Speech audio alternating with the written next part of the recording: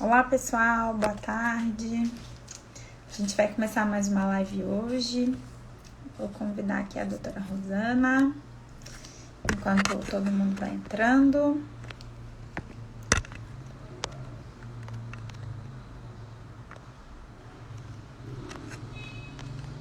Então vamos lá, tô chamando a doutora Rosana aqui para participar.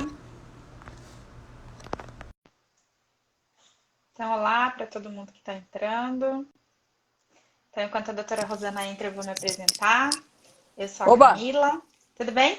Bem, você? Tudo bem. Então, Então tá tava bom. começando a me apresentar aqui enquanto você estava entrando. Eu tô me arrumando ainda, dia puxado, né, Vamos Camila? lá. Sempre, Mas né? Os últimos sempre, sempre. sempre, sempre. Isso aí. Bom, boa Então, tarde pessoal, como eu já. estava. Vai se Não, apresentando, daí eu falo. eu vou me apresentar e passo a palavra para você. Então, eu sou a Tá. Camila, eu sou médica infectologista, trabalho na controle de infecção do Hospital Maternidade Santa Joana. E hoje, então, a gente vai fazer mais uma live, né, para falar dos cuidados aí, né, Rosana, das gestantes, em relação à prevenção, né? Vamos falar um pouco, a gente já fez algumas, né, mas sempre tem novidade para falar e eu acho que o tópico quente dessa vai ser, sem dúvida, a gente falar de vacina. Então, se apresenta, né? Tá. Não, então, eu sou Rosana Richman, sou médica infectologista, coordeno o grupo Santa Joana na infectologia, a doutora Camila trabalha com a gente. Hoje eu brinquei que foi um dia mais agitado, porque a gente está bastante envolvido em toda a discussão atual, em relação a tudo, em relação às vacinas, em relação aos números, em relação então, essa pandemia, desde o ano passado, que agora já é ano passado, né, a gente tem vivenciado momentos bastante difíceis. Eu acho que agora a gente está num momento, não vou dizer menos difícil, porque os números não são bons, mas pelo menos a gente realmente começa a ter a perspectiva de fato, a gente ter uma diminuição do impacto dessa pandemia na nossa vida, na vida das gestantes, na vida de quem quer engravidar, na vida de quem é mãe, ou seja, a gente tem uma perspectiva real de começar a ter alguma coisa em termos de controle. Então, é um prazer estar aqui e sempre acho que o único objetivo dessas nossas conversas é realmente esclarecer. Então, acho que quanto mais perguntas vierem, mais esclarecimentos vocês quiserem, eu acho que é legal aproveitar esse espaço, que é um espaço super à vontade, no sentido que a gente também é uma conversa, muito mais do que qualquer coisa, é uma conversa, então eu acho bem bacana. Obrigada por estar aqui comigo, Camila. Então, vamos lá. Rosana, então eu vou até pegar minha cola aqui para eu não errar nos números, né? Mas como você falou, infelizmente vamos começar assim, né? Com as notícias tristes, né? Então, apesar da gente já estar aí, né? Como você falou, já passamos aí o ano, né? A gente está aí quase um ano realmente de pandemia. Infelizmente, a gente está passando por momentos difíceis, né? Eu vou ler aqui certinho. Ó, hoje no Brasil a gente tem 8.146.823 casos, né, de Covid. E a gente tem o triste número aí de mais de 204, né, quase 204. A gente está com 203, né, 203 mil óbitos já da doença aqui no nosso país. E o que é triste da gente falar, né, é que a gente está em recorde hoje em número de aumento de casos, ou seja, a gente hoje já ultrapassou o que a gente teve lá no pico da pandemia em relação ao número de casos. A gente tem mais 42% hoje do número de casos do que a gente tinha nos últimos 14 dias. E a gente tem mais de 59% do número de óbitos comparados ao que a gente teve nos últimos 14 dias, né? E, infelizmente, isso aí, sem dúvida, é reflexo das festas de final de ano, né? Do que a gente já imaginava que viria pela frente. Então, a gente realmente começa com essa notícia triste. E só para falar um pouquinho dos números em gestantes, né? A gente também está com 43% do aumento de gestantes hoje infectadas no país, né? Isso, enfim, eu acho que as gestantes têm se protegido mais, mas, né, a gente sabe que as pessoas, às vezes, que convivem com as grávidas relaxaram um pouco e acabam levando a doença, né, para as grávidas. E, infelizmente, hoje o Brasil também, né, é o segundo país, né, atrás só, eu acho que do México em número de casos de óbitos em grávidas, né? Então, a gente começa com essa triste notícia, mas a gente vai falar no final aí da esperança que a gente espera que seja, sem dúvida, a vacinação, né? A imunização. Então, vamos começar, Rosana. Acho que a gente sempre comenta falando um pouquinho, né? Se a gestante ela é considerada grupo de risco, a gente sabe que sim. Mas acho que você pode falar um pouco, né, do que a gente tem visto lá no hospital em relação à evolução das grávidas, como é que tem sido. Acho que a gente pode começar a falar um pouquinho, né, sobre essa questão da gestante É, ser grupo de risco. eu acho importante a gente só relembrar que praticamente todas as doenças infecciosas, e principalmente as viroses respiratórias, e a Covid-19 não deixa de ser uma virose respiratória, tradicionalmente a gente sabe que as gestantes elas acabam tendo uma resposta imune um pouco diferente de uma mulher na mesma idade não gestante. E sabemos também que essa influência tem muito a ver com a parte hormonal e a tendência sempre em final de gestação, nos trimestres mais para frente, elas acabarem tendo quadros progressivamente mais graves. E na Covid a gente não sabia direito como é que ia ser esse comportamento. Então lá atrás, lá no início, né, em 2020, que a gente estava aprendendo, a princípio a gente não achava que a gestante ia ter um quadro mais grave. Nós mesmos falamos em algumas lives Sim. isso para elas ficarem tranquilas, que isso não deveria acontecer. E daí, com o passar do tempo, em especial aqui no Brasil, não vou falar do Grupo Santa Joana, porque a gente tem, lógico, tem experiência, mas felizmente resultados muito bons, né, em termos de casos. Nós temos casos graves, mas nossos resultados são muito bons.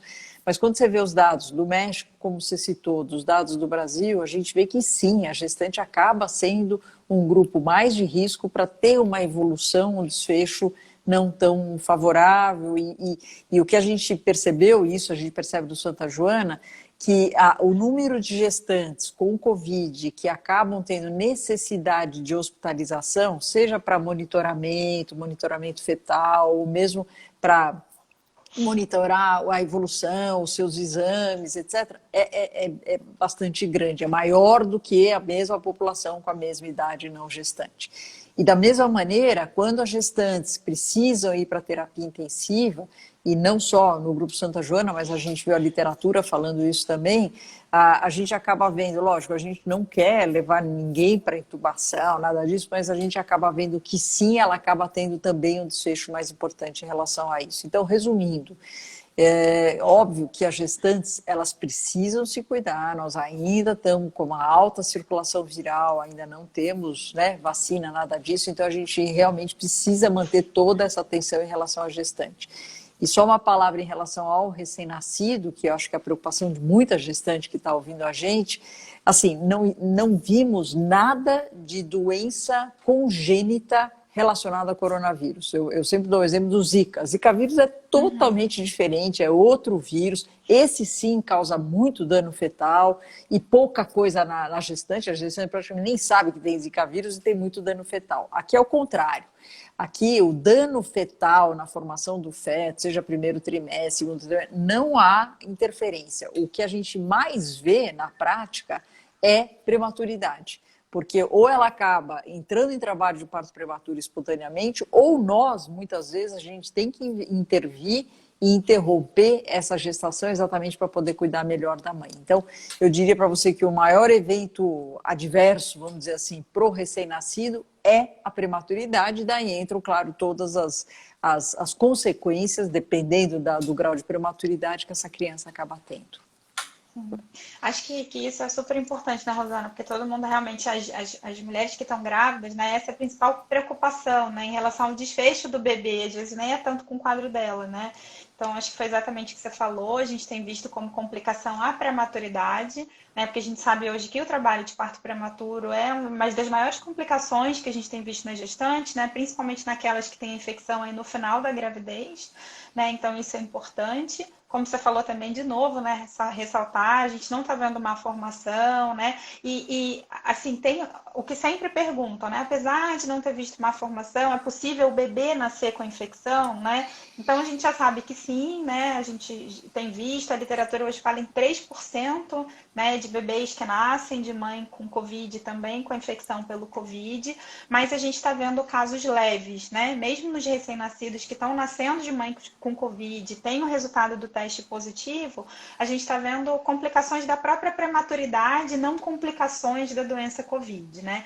Então, essa é uma questão sempre importante em relação aí Acho que aos bebês, né? Uhum. Então, acho que a gente, de mãe, então, eu acho que falando da maternidade em si, assim, a maior complicação que a gente tem visto, sem dúvida, foi a prematuridade, né? A gente chegou a ver algumas perdas fetais, dependendo da idade gestacional, mas acho que a maior, sem dúvida, a complicação foi essa. Tem algumas perguntas sempre, né? Tipo, das mães que, as gestantes agora, se elas devem fazer o pré-natal, se elas devem manter a rotina de pré-natal, né? O que a gente pode aconselhar nesse sentido? Não sei se você quer comentar. Assim, Camila, eu acho fundamental manter o pré-natal e o pré-natal adequado, porque a gente está falando de uma doença, mas tem, óbvio, várias outras coisas preventivas que são fundamentais numa gestação, né? Desde diabetes, pressão, a parte endócrina, a parte da tireoide, as doenças que têm mais a ver com a gente, as doenças infecciosas, a prevenção de doenças, o controle, ou seja, tem uma série de normas de pré-natal saudável exatamente para ter um resultado saudável. É isso que a gente quer. Então, o pré-natal é uma forma de prevenção durante a gestação de vários outros agravos. Então, de forma nenhuma é para deixar de fazer isso.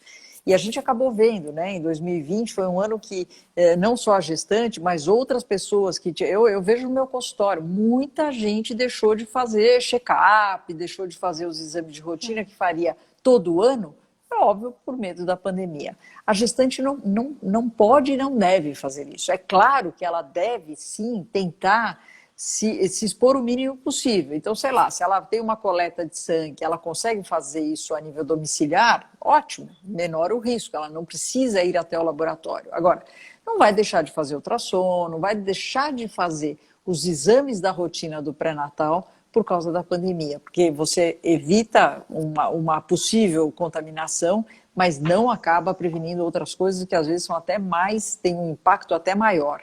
O que, lógico, é importante, você precisou sair, você não teve Covid ainda, ou mesmo que já teve, você precisou sair, você vai ser, sei lá, vai fazer um exame, vai ao médico, vá protegida. Quanto mais o tempo passa e mais os estudos chegam, mais convencida eu fico da importância da utilização de uma coisa simples chamada máscara. Porque a gente vê que esse aumento do número de casos agora que a gente está vendo, quando você conversa afinal, o que aconteceu, quem é o caso inicial, invariavelmente é alguém que se expôs sem proteção, ou sei lá, uma festa, uma coisa, a pessoa se expôs sem proteção, a partir daí ela se infecta e contamina os outros. A gente vê muito isso, Camila, só para ilustrar, tem alguns surtos que aconteceram, eu lembro um do Starbucks lá na Coreia, tem restaurantes que o número de clientes que se infectaram é razoável e a hora que você vai para os profissionais que trabalham no local, que estão lá dentro o tempo todo, mas eles não deixaram de usar máscara, não deixaram de usar a sua proteção individual, eles não se infectam. Então, vamos acreditar nesta nossa proteção individual que de fato funciona, de fato é importante e é a única coisa que a gente tem hoje disponível. Então, para quem está me ouvindo agora, que está indecisa, se vai na consulta médica, se vai fazer um exame, vá protegida, mas vá, que é fundamental para a sua saúde e a saúde do bebê. Sem dúvida. E aí, eu acho que a gente falando assim, então, vamos supor, a gestante não conseguiu se prevenir, né, teve a infecção, então sempre é recorrente aquela pergunta, né, se no final da gestação ou no momento do parto ela testa positivo, né, se ela pode transmitir para o bebê, quais são os cuidados, se na maternidade ela pode ficar junto ou não com o bebê, né? Então, só lembrar que a gente lá na maternidade, a gente não tem separado, né, a mãe do bebê, a gente só separa mãe e bebê quando a mãe está infectada no nascimento do bebê, quando a mãe não tem condição clínica de ficar com esse recém-nascido, a mãe precisa, né, de mais cuidados, ela não tem condição de ficar com o bebê ali, mas se ela tiver condição, sim, ela vai ficar com o bebê dela no quarto, só que com todas as recomendações, como a Rosana comentou, para prevenir, a principal delas é o uso de máscara, né? E tem até uma pergunta aqui, né, que falando se o bebê usa máscara, né? Então, lembrando que o bebê nunca fica de máscara, é a mãe dele, né, que vai ficar no quarto com ele de máscara o tempo todo, né? Principalmente na amamentação, né? Quando ela for amamentar, que é um momento que ela fica mais próxima ali do bebê, é um momento mais íntimo, ela sempre vai usar máscara, lembrar de trocar a máscara frequentemente, né? E higienizar as mãos. Então, dentro do quarto a gente mantém o bercinho, né, um pouquinho mais afastado da cama da mãe, Então, com todos esses cuidados de uso de máscara e uso de álcool, a gente permite sim que a mãe fique com o bebê no quarto. Outra dúvida que tem é sobre o aleitamento, né? Uhum. Então, deixar você falar aí, tem sempre essa pergunta, se o leite materno transmite Covid, se o aleitamento materno transmite. Não, a gente, de todos os dados que a gente já tem, e nós tivemos um número, a gente que eu digo é a literatura médica, né? Tem um número razoável de casos de gestantes, de lactantes, né? Ou seja, de mães que estavam amamentando, etc.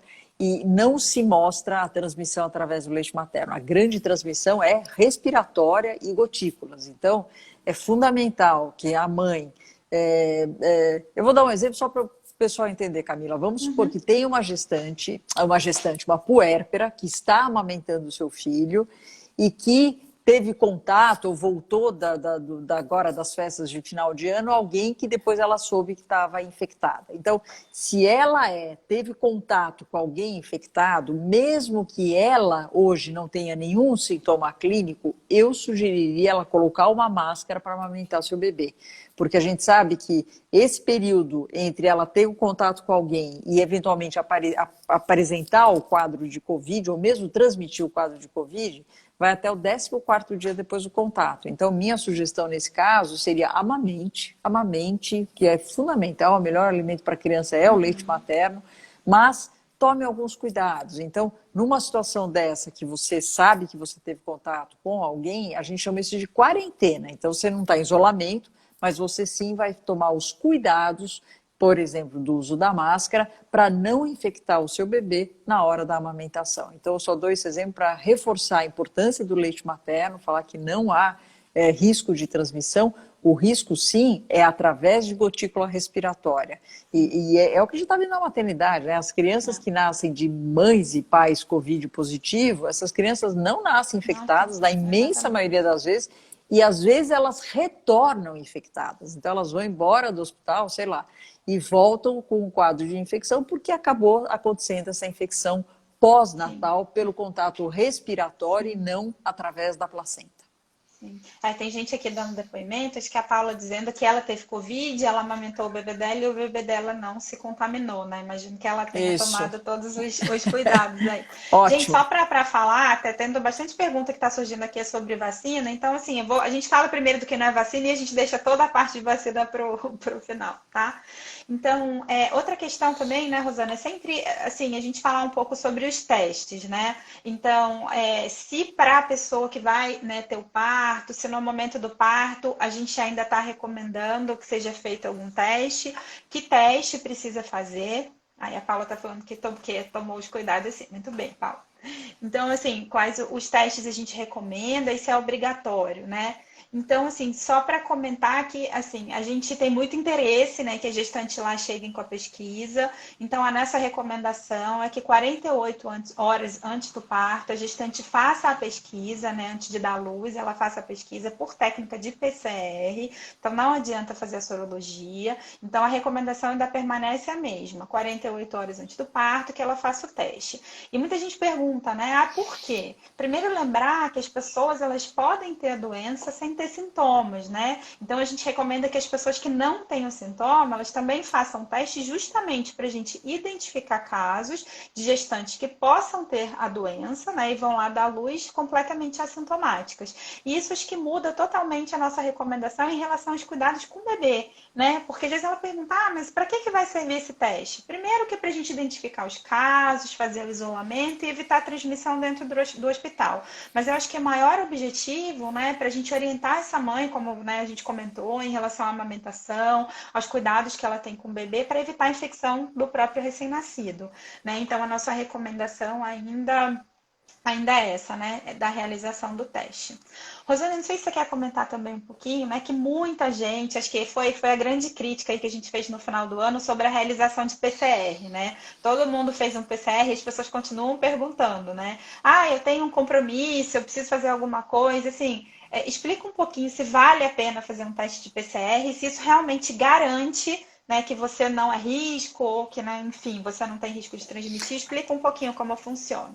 A gente sempre fala primeiro, eu defino assim, Camila, o teste do PCR, você tira uma foto naquele momento. Então, é um teste que você faz de naso e orofaringe, né, para ver se tem a presença da sequência genética do vírus na tua naso e orofaringe, ou seja, se você tem alguma presença de algum fragmento de vírus na sua mucosa do nariz ou da boca. Bom, então, lógico, primeiro, o teste precisa ser bem coletado. Muita gente reclama que é muito chato, não sei o quê, mas faz parte, porque você precisa coletar o material de uma forma adequada, porque senão vai vir negativo e não quer dizer que você não tem o vírus, quer dizer que não foi coletado adequadamente. Bom, visto que foi coletado adequadamente, o que ele me retrata? Ele me retrata que naquele momento, então, sei lá, hoje, dia 12 de janeiro, às 17 e pouco, se eu fizer um PCR, eu não estou com a presença do vírus em naso e orofaringe. Isto não me garante que eu não posso mudar esse cenário nas próximas 24, 48, 72 horas. É claro que é uma informação importante, tanto é que a gente tem feito isso, por exemplo, o pessoal que vai para o futebol, que vai para o esporte, o pessoal que vai gravar, sei lá, novela, tudo que você for fazer sem máscara, porque você precisa fazer, porque é teu ofício, etc., esse teste é feito para você poder fazer um screening, uma avaliação de quem é positivo e quem não é, exatamente para não contaminar os outros. Ainda mais nesta época que o vírus está circulando demais na nossa cidade, em vários locais do Brasil. Então, o PCR, sim, ele tem o seu papel, ele dá uma informação importante para saber se você está ou não, ou esteve infectado nos últimos dias, porque ele tem uma duração, mas ele não consegue prever o que vai acontecer lá para frente. Então, o ideal é que mesmo quem tenha, e nós cansamos de ver isso agora no final do ano, tiveram grupos e grupos de amigos que iam viajar, iam para não sei aonde, todo mundo fez o teste, todo mundo com teste negativo, não sabemos como foi coletado, a qualidade, mas o fato é que as pessoas tinham teste negativo e foram. Então elas se reuniram, sei lá, dia 30 de dezembro e ficaram até dia 3 de janeiro reunidas. E volta alguém infectado na volta e dissemina todo o grupo. Vários casos desse nós vimos. E daí as pessoas vêm me perguntar, puxa, mas o PCR não era uma garantia? Não, ele é uma fotografia, ele não é um filme, ele não vai falar o que vai acontecer nas próximas horas. Então, é um teste importante. Para a gestante, a gente está sugerindo que ela de fato faça antes do parto, mais ou menos em 48 horas. Para quê? Por que 48? Para dar tempo de ter o resultado no momento do parto, né? Se eu fizer um PCR no momento que ela está entrando na maternidade, eu não vou conseguir ter esse resultado tão rápido. Existem testes mais rápidos que a gente pode fazer, teste de antígeno, etc., mas a sensibilidade do teste não é tão boa. O que é isso? Você precisa ter uma quantidade maior de vírus para o teste de fato dar positivo. Se você tiver uma quantidade pequena de vírus naquele momento, é capaz de vir um falso negativo. Então, por isso que a gente sugere de fato que faça o PCR. Ficou claro? Acho que sim. Eu acho que tem mais 3 perguntas aqui que já dá para responder ainda, que passaram aqui em relação ao PCR. Primeiro, se é obrigatório, então você já comentou, né? A gente, na verdade, não é obrigatório o teste, a gente não vai, né, impedir que ninguém faça o parto se não tiver o PCR, mas a gente recomenda fortemente, né, que faça o PCR por tudo isso que a gente já comentou aqui. Outra questão é para o parto normal, né? Tem gente perguntando aqui, mas se o parto não é programado, é um parto normal, o que eu faço? Né? Então, como a Rosana comentou, a gente tem hoje disponível um teste, né, de PCR ou o teste de antígeno, que são testes rápidos que a gente consegue fazer. A gente não faz para todo mundo, a recomendação ainda é que o PCR seja feito 48 horas antes do parto, mas numa situação de urgência, né, como por exemplo um parto normal, onde não teve tempo de ter essa programação de fazer o PCR, que ainda é o melhor teste, né, para a gente fazer o diagnóstico, a gente pode fazer esses testes para parto normal na hora da admissão, né, da gestante na maternidade. Então, a gente tem essa opção. E uma pergunta interessante que eu acho aqui, Rosana, assim, muita gente já teve Covid, né? E as gestantes estão perguntando isso. Tipo, por exemplo, eu tive Covid no começo da pandemia e eu vou dar luz agora. Eu preciso fazer o PCR de novo? E aí, acho que depois você já pode comentar um pouco dessa questão do que a gente já sabe hoje de reinfecção. Camila, a gente sabe e não sabe, né? Porque esse vírus, eu falo isso, pelo menos isso eu estou acertando sempre, porque desde o começo da pandemia eu falo, se alguém te falar alguma coisa com muita segurança, desconfia, porque essa pessoa não sabe do que está falando. Porque, assim, a gente não imaginava que iria começar a ter reinfecção. A gente sabia que era possível, todo vírus respiratório, o vírus RNA, que é esse vírus, ele pode sofrer pequenas alterações genéticas, quando ele replica, né, ele vai se multiplicando, então aquela fitinha que ele tem do RNA, a hora que ele faz uma cópia dessa fita, às vezes essa fita sai um pouco diferente, e isso chama uma mutação. O problema é que quando você tem muitas mutações, ele vai pegando essas mutações e vai errando mais frequente, e isso acontece quanto mais o vírus estiver circulando entre nós, quanto mais gente contaminada, maior a chance disso acontecer, ele acaba chamando de uma variante. Então a gente tira o termo de mutação, então uma variante viral significa que esse vírus criou várias mutações, várias alterações. E daí é um problema, porque daí, primeiro, o nosso sistema imune, então quem já teve Covid, será que os anticorpos que você produziu lá atrás, eles estão ainda aptos para combater essa nova variação do vírus? Essa é a primeira pergunta. Segundo, será que você ainda tem anticorpos suficiente, independente da variante? Então, os estudos mostraram que mais ou menos, pelo menos 2, 3 meses depois que você teve a Covid, a chance de você ter de novo é pequena, né? E tem estudos mostrando que você pode ter até 7 meses depois da Covid ainda a presença de anticorpos. O que a gente sabe também, quanto mais intensa foi a doença, em teoria, mais anticorpos você desenvolveu. Agora, tem um monte de coisa que a gente não sabe ainda, ou seja, qual a quantidade de anticorpos que eu preciso, se esses anticorpos, não estou falando daquele IgG e IgM que o pessoal está vendo nos testes, nós estamos falando de anticorpos neutralizantes, que são os que de fato neutralizam o vírus. Então tem muita coisa envolvida nisso. Então assim, não querendo enrolar e respondendo a sua pergunta, uma gestante então que teve Covid lá atrás, na minha opinião, ela tem que manter os cuidados como se ela nunca tivesse tido Covid, enquanto a gente, de fato, consiga esclarecer mais. O que a gente sabe hoje, com o evento da reinfecção, não é comum, mas acontece e nós estamos vendo isso na nossa prática. Sim, acho que é isso. Então, assim, de perguntas, eu acho que a maioria das dúvidas, assim, né, de coisas que não são vacinas, eu acho que são essas, e aí vem, então, vou deixar aí, a gente tem ainda os 20 minutos para conversar, vamos falar então das vacinas. Né? Eu acho que a primeira pergunta, não sei se você quer comentar, acho que a gente acabou aí de ter a divulgação aí, né, pelo governo de São Paulo sobre a eficácia da Coronavac, todo mundo quer saber da Coronavac, né? Então explica um pouquinho, né? Primeiro foi liberado aquele resultado de 78% de eficácia, de 100% para doença grave, e hoje a gente tem um resultado aí de 50,28% de eficácia. Então, assim, primeiro para as pessoas entenderem o que isso quer dizer, né? Explica um pouquinho dessa vacina que todo mundo que está em São Paulo, pelo menos, é a nossa esperança, então todo mundo quer saber dela. Não, a primeira coisa, assim, o que mais a gente queria, o que mais todo mundo desejava em 2020 era uma vacina, né? Uma vacina. Sim. Bom, o que a gente viu? Que nós temos quase mais do que 200 clinical trials, ou seja, estudos acontecendo em vacinas diferentes com tecnologias diferentes. Qual a vacina melhor para nós aqui no nosso país? A disponível. Certo? Exato. Nós estamos numa fase que nós temos que diminuir o impacto dessa doença na vida de todo mundo. Estou falando diminuir o impacto em termos de medo, todo mundo está vivendo com medo, com ansiedade, com medo de sair, com medo de encontrar, ou seja, uma vida totalmente não normal que a gente está tendo e inclusive com repercussão na nossa saúde mental. Então a primeira coisa que a gente precisa é de uma vacina, que seja segura. Isso é fundamental, é a primeira coisa que ninguém pode abrir mão quando você tem uma doença nova com uma vacina nova. Bom, uma vacina segura, lógico, e de preferência que me proteja de eu ter que ir para o hospital, de eu ter que ir para a UTI, de eu ter que ser entubada e principalmente de eu morrer. Tá? Então, este é o primeiro objetivo quando a gente fala numa pandemia desse jeito que nós estamos vivendo, com mais de 203 mil mortos só aqui no Brasil. Então, é isso que a gente quer de uma vacina.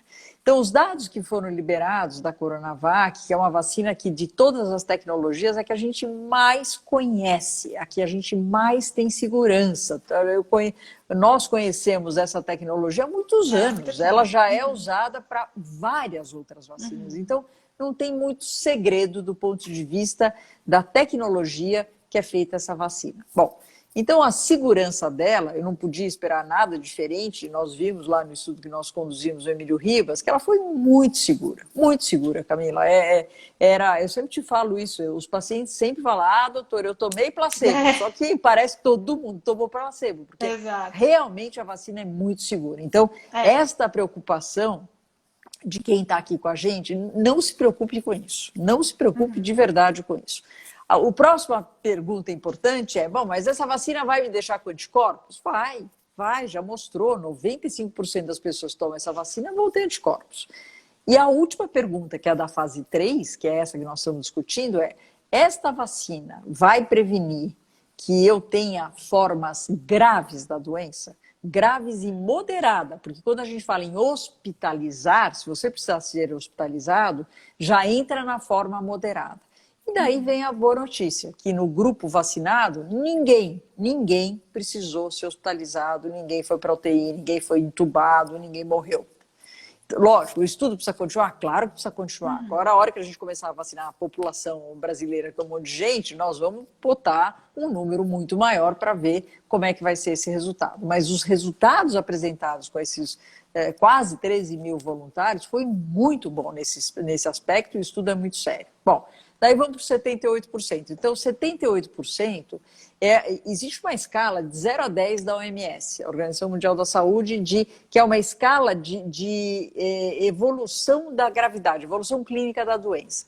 Então, assim, 78%, Camila, significa uma proteção que eu acho fantástica. E para você ter, se você tiver Covid, você vai ter uma forma leve. Uma forma que provavelmente você vai ligar para o seu médico, você vai ser atendido ambulatorial, você não precisa nem ir para um pronto-socorro, nada disso. Então, para as formas leves, leve, moderada e grave, 78% de proteção. Esse número eu acho que a gente não pode esquecer, que é um número muito bom. E daí nós vamos para o tal dos 50% que foram falados hoje, que para mim, de verdade, estou sendo muito honesta, como profissional da saúde, vivenciando tudo que nós estamos vivenciando, morrendo de medo de tudo, esse 50% para mim não é importante, porque isso é para forma muito leve, é aquele que praticamente nem teve a doença, é uma forma muito leve que você vai ter Covid e não vai nem ligar para o seu médico. Então, assim, eu insisto que eu acho muito importante os resultados da Coronavac, é uma vacina segura, é uma vacina que eu faria tranquilo e pretendo fazer, por exemplo, meus pais, né, que já têm muita idade, apesar de não ter os resultados também em diferentes faixas etárias, mas eu faria, porque é uma vacina muito segura, e se ela conseguir reduzir metade do número dos casos, está excelente, está excelente. É a vacina do Brasil, é uma vacina que a gente consegue fazer no nosso país, assim como a vacina Oxford. Então, são as duas vacinas que a gente vai ter disponível no nosso país, e eu não vejo a hora de começar essa vacinação. Sem dúvida. Rosana, só importante pegar um gancho aqui, você falou de efeito colateral, né? Exatamente o que você falou. Eu acho que em relação à segurança, acho que isso é o que menos preocupava, né? Nossa preocupação sempre foi em relação à eficácia, mas as pessoas sempre perguntam o que a gente tem visto de efeito colateral, né? Então, lembrar que os efeitos colaterais que mais têm aparecido são efeitos colaterais locais, né? Efeitos leves, né? No local da aplicação. Né? Não, a gente não tem visto efeitos colaterais mais graves, né, em relação à vacina. E como você falou, eu acho que assim, a vacina, acho que, no meu ponto de vista, obviamente tem dois aspectos. Né? Um é que a gente consiga diminuir a circulação do vírus, né, através de imunizar o máximo de pessoas possíveis, e com isso a gente reduzir o número de casos, mas eu concordo com você e acho que o maior objetivo, o maior ganho que a gente vai ter com essa vacina é reduzir o número de mortes, né? Porque isso é uma coisa realmente, acho que o fato de você tomar uma vacina, mesmo que talvez não te proteja 100%, mas que consiga evitar hospitalização e óbito, sem dúvida, acho que isso é fantástico e é tudo o que a gente quer no momento, né? Então, acho que assim, agora vem as perguntas das gestantes, né? As gestantes, assim, a princípio, elas foram excluídas aí, né, dos estudos. Acho que tiveram poucos estudos que incluíram, acho que, se eu não me engano, foi a vacina da Johnson Johnson, que incluiu gestantes que estavam amamentando, gestantes não, puérperas, né, que estavam amamentando, mas a gravidez foi um fator, né, um critério de exclusão nos estudos. Então, vem a grande questão, né? Se vai ser seguro, se vai ser indicado, como é que vai ficar a vacinação para as grávidas nesse momento? Então, Camila, como todas as vacinas novas, todas, as gestantes, os imunodeprimidos, quem está fazendo quimioterapia, qualquer situação em que você possa colocar alguém em risco, eles são excluídos do estudo inicial. Então, todas as vacinas, antes de vir para o mercado e de ser aprovada, etc., elas iniciam, em geral, em adulto, jovem, saudável. E é assim que tem que ser. Uma vez que essa pergunta já está respondida, a vacina é segura, é imunogênica e foi eficaz nesses grupos, daí você começa a aumentar o seu estudo. Então, neste momento, está começando o estudo de pessoas com imunodeficiência, então alguém que tem, sei lá, é soro positivo para o HIV, mas não está controlado, porque o que está controlado nós incluímos no estudo.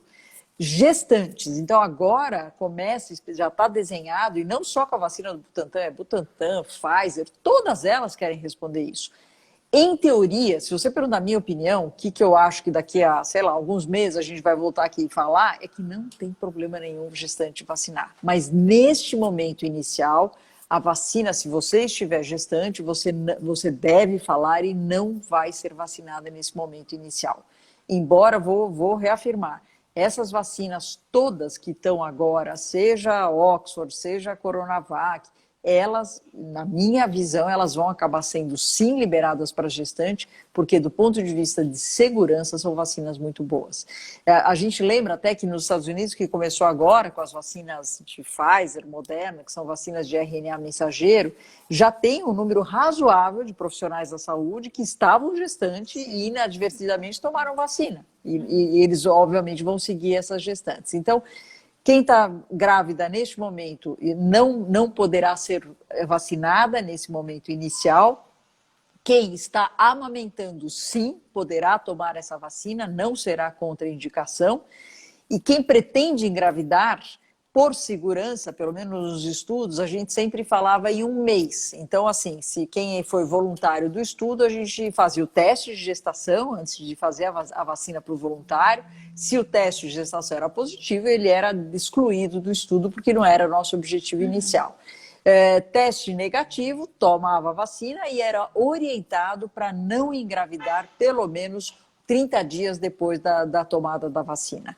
Então, essa recomendação, então, assim, alguém que está me ouvindo agora e pretende ficar grávida nos próximos meses, se for uma profissional da saúde e tiver chance de se vacinar, minha sugestão é vacine, faz a segunda dose, espera mais um mês e engravide com muito mais segurança do que o contrário. Se você está me ouvindo, olha, não, eu sou jovem, não sou profissional da saúde, vai demorar um tempão para chegar a minha vez. Tudo bem. Então, se você está em programação de gestação, engravide e faça os seus cuidados, os de sempre não farmacológicos. E se puder pedir para quem está em volta de você se vacinar, o seu médico com certeza será vacinado, o profissional da saúde será vacinado e com isso já diminui o impacto. Sem dúvida.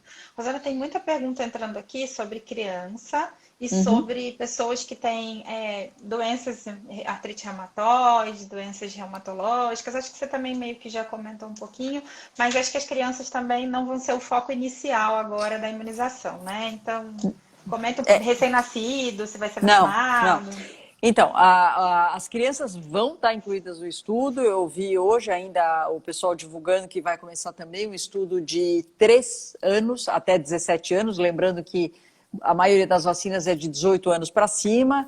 A vacina Pfizer é que fez 16 anos para cima, então isso já está estudado, já tem dados para isso, mas o que for menor que 18 ou menor que 16, dependendo da vacina, a gente não tem nenhuma informação. As crianças, felizmente, elas estão sendo mais poupadas nessa pandemia, né? A Covid-19, não que não tenha, claro que tem, a gente sabe de casos também mais graves em crianças, mas comparativamente a importância e o dano do vírus na população pediátrica é muito menor do que na população de maior risco. Então, óbvio que vai se começar a vacinação pela população prioritária, que tem maior risco de ter quadros graves, de ter necessidade de assistência hospitalar, etc. É isso que vai começar. As crianças, Camila, vai ser uma questão de tempo, né? Você tendo os estudos, o vírus, eu de verdade não acho que ele vai embora. vai ter, lógico, de uma diminuição do impacto desse vírus na vida de qualquer brasileiro, mas assim, a tendência, pelo menos os pesquisadores acham que esse vírus vai se tornar endêmico, como é, sei lá, dengue, como é gripe, ele vai continuar circulando aqui. Então, eu acho que é só uma questão de tempo das crianças serem incluídas, sim, mas não é neste momento. Tá. E aí tem duas coisas assim, né, que a gente já sabe para outras vacinas, e esse é até o objetivo da vacinação, mas tem perguntas assim, se a gestante tomar vacina, ela vai transmitir essa imunização, né, essa proteção para o recém-nascido? E se quem já teve Covid passa anticorpos para o bebê através do leite materno? Bom, duas coisas. Então, a gestante, se uma gestante for vacinada, ela passa proteção e não doença para o recém-nascido. É isso que a gente imagina que vai acontecer. Eu vou insistir, a gestante nesse momento não está indicado fazer a vacina. Só que a hora que você começa uma campanha do jeito que nós estamos vendo, vai chegar um momento, como já aconteceu nos Estados Unidos, que vão ter gestantes que estavam no início de gestação, nem sabiam que estavam grávidos e tomaram a vacina. Isso nós vimos com outras vacinas. Então, calma, você só vai avisar o seu médico e o que vai acontecer? Nada, vai ser acompanhada. Não tem, são vacinas muito seguras, vacinas de vírus morto, vacinas inativadas, ou seja, não tem chance do vírus, da vacina causar infecção no recém-nascido. Não tem chance disso. Então, tranquilo em relação a isso. E o que ela passa pela placenta? Anticorpos. É isso que a gente quer e é isso que a gente está vendo na vida real. A gente está vendo isso não com vacinadas, mas mães que tiveram a doença na gestação. Então, a gente tem feito no Grupo Santa Joana, a gente faz o exame e a gente acaba vendo que os bebês estão nascendo com proteção, o que é muito bom, o que é maravilhoso, é isso que a gente quer. A função dos anticorpos das mães, não só para Covid, para gripe, para catapora, para sarampo, é passar através da placenta, né, a partir mais ou menos aí de 28 semanas de gestação, ela passa os anticorpos para o seu bebê nasce com proteção, só que essa proteção é temporária, porque aqueles anticorpos não são do bebê, ele ganha de presente da mãe, então tem um tempo e depois esses anticorpos acabam morrendo e a criança que vai fazer sua vacinação ou a sua doença. E a mesma coisa pelo leite materno, né? Então é a mesma coisa. A mãe ela também passa anticorpos para o bebê, por isso é tão interessante, por isso que a gente em nenhum momento contraindicou o aleitamento, né? Porque além de todos os benefícios que a gente já sabe do aleitamento materno, ela também passa, né, anticorpos para o bebê através do leite, né? Da mesma forma, mas lembrando que da mesma forma que a Rosana falou, esses anticorpos eles não são produzidos pelo bebê. Né, eles ganham os anticorpos da mãe, então a duração desses anticorpos realmente ela é menor. Então, Rosana, em relação, tem muita pergunta em relação também aqui ao intervalo, como que vai ser, a uma dose, qual o intervalo para fazer outra, qual é a previsão aí da vacina? Olha, eu não sou ministra da saúde, tá certo? Eu vou falar o que isso ainda é capaz de mudar muito, porque isso está exatamente nessa discussão. Então, hoje eu participei da coletiva lá do governo de São Paulo, analisando os resultados, o Butantan apresentou todos os resultados para um comitê científico, que foi muito bom, e também ajuda o Programa Nacional de Imunizações, do ponto de vista técnico, a algumas decisões. Então, assim, a vacina, o quanto maior for o intervalo que a gente conseguir fazer entre a primeira e a segunda dose, desde que eu tenha dados de eficácia desse intervalo, então, assim, na minha cabeça, a gente só vai sugerir intervalos mais longos se esses intervalos forem estudados. Ninguém vai falar em dose única de vacina se ninguém estudou dose única de vacina. Então, assim, o maior intervalo da vacina de Oxford, que é uma das vacinas que vai ser usada aqui no Brasil, é até 12 semanas, ou seja, nós estamos falando de 3 meses de intervalo e a vacina foi muito bem com esse intervalo. Eu diria até que ela foi melhor com o intervalo maior entre a primeira e a segunda dose do que o intervalo menor. Então, eu, se fosse ministro da Saúde, eu iria manter essa vacina com intervalo de 3 meses, porque eu iria imunizar essa minha população, eu não deixaria ninguém com dose única, na minha cabeça não existe dose única nesse momento, e conseguiria vacinar mais gente nesses primeiros 3 meses, porque em vez de se eu tiver 100 mil doses, eu não vou vacinar 50 mil pessoas com 2 doses em intervalo curto, eu consigo ter um intervalo maior e com isso ter mais doses para a população. A vacina Coronavac, o maior intervalo que foi estudado e que a gente tem dado são de 4 semanas. Então, na minha ótica, não tem como a gente sugerir um intervalo maior que esse. Lógico, vai ser um baita desafio. O Brasil é bom em campanha de vacinação, né? O SUS é muito bom. A gente já fez campanha de sarampo, campanha de febre amarela. Então, eu confio na estrutura do nosso programa nacional, no sentido de saber que quem está hoje lá no posto de saúde, quem está lá na frente, são pessoas muito engajadas, muito engajadas. Tanto é que a gente, nas nossas campanhas, em geral, a gente tem resultados muito bons. Então, vai ser um desafio, porque nós vamos ter, lógico, não uma quantidade de vacina suficiente para todo mundo no início, então precisa ser muito bem priorizado. Mas, Camila, de verdade, a quantidade de vacinas que estão cada dia mudando de fase 1 para 2, 2 para 3...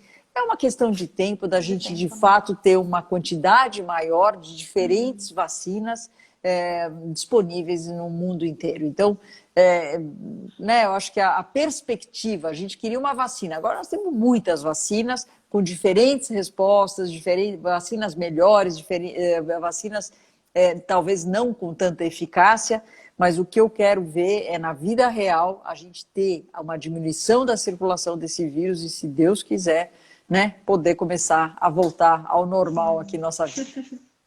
Então, eu acho que para a gente finalizar aqui, essa é uma pergunta também que apareceu sobre assim, que eu acho que é muito boa oportunidade de a gente esclarecer isso, que é assim, se eu tiver vacinada, eu vou poder parar de usar máscara, né? Então, pelo amor de Deus, né, gente? Eu acho que... E assim, Rosana, acho que é o que você falou, né? A gente provavelmente, acho que eu também acredito nisso, eu sempre falei isso, acho que o vírus ele vai virar endêmico mesmo, a gente vai ter que conviver com ele daqui para frente, né? Só que, obviamente, a gente espera reduzir a circulação e com vacina a gente espera reduzir a mortalidade, mas acho que é uma coisa que a gente vai ter que conviver daqui para frente, né? Então, assim, só é importante lembrar isso para as pessoas, né, gente?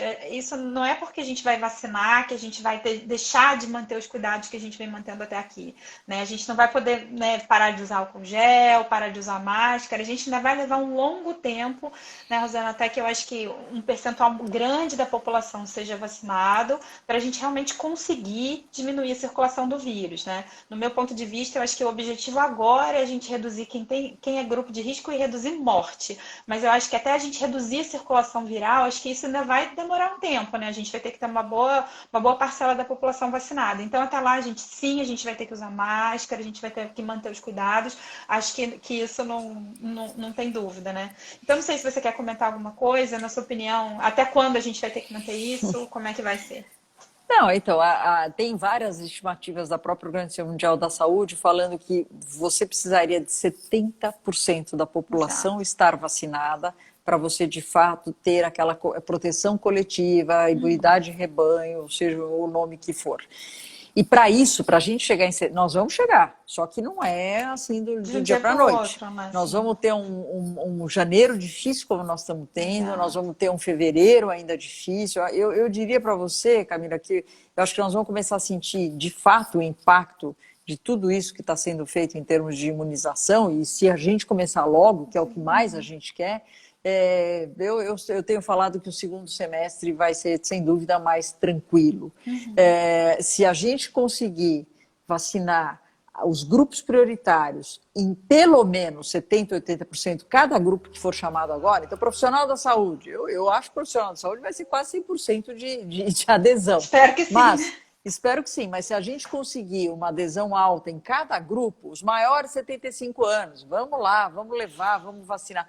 Com isso, sim, a gente consegue diminuir, sem dúvida. Eu não diria só impacto em morte, é morte e impacto doença grave. Sim, não vamos perder de vista, gente, 78% do grau 3 para cima. O grau 3 é você ter sintomas e ligar para o seu médico para saber se você vai tomar algum remédio. Quer dizer, nós estamos falando de uma eficácia, eu estou falando da Coronavac, mas tem Oxford também, muito boa. Então, todas as vacinas estão se mostrando para as formas, não para as formas leves, para as formas de leve para moderado e grave, um desempenho muito bom. Então, eu não tenho a menor dúvida que eu vou me engajar, vamos fazer campanha de vacinação. Qual vacina? A que tiver disponível. aprovada isso pela aí. Anvisa e a que estiver disponível. Acho que esse é o principal recado. Sem dúvida. Então é isso, né? Acho que os cuidados a gente vai ter que manter ainda por um tempo, infelizmente, mas acho que as notícias são boas, né? Essa perspectiva da vacina, acho que deu um fôlego pra gente, né? Que a gente que é profissional de saúde estava numa fase desanimada, com aumento do número de casos, acho que sem dúvida essa notícia aí e esse estudo que foi aberto, sem dúvida, pra gente, acho que deu um ânimo novo, né? Então, Isso Rosana, acho aí. que é isso. Acho que a gente abordou aqui todos os assuntos, né? Óbvio que eu não consegui responder todas as perguntas. Tem muita dúvida sobre grupos de risco específicos, e isso aí depois a gente pode artrite, lúpus. Então, tem muita pergunta específica aqui de grupo de risco, mas a gente pode, né? O pessoal pode, a gente pode responder depois lá nas redes sociais. Então, Rosana, queria te agradecer, né? Como sempre, acho que foi um bate-papo muito gostoso, além do que a gente faz no dia a dia. Eu acho que é bacana a gente informar as pessoas. E queria, né, convidar todo mundo, né, para seguir, né, o Santa Joana. A gente tem muita informação lá, né, nas redes sociais sobre Covid. Tem um canal, né, específico de comunicação só de coronavírus. Então, que as pessoas realmente possam procurar informação lá, que a gente garante que todas as informações são né, de confiança. Então, obrigada. Queria que você deixasse aí sua mensagem final.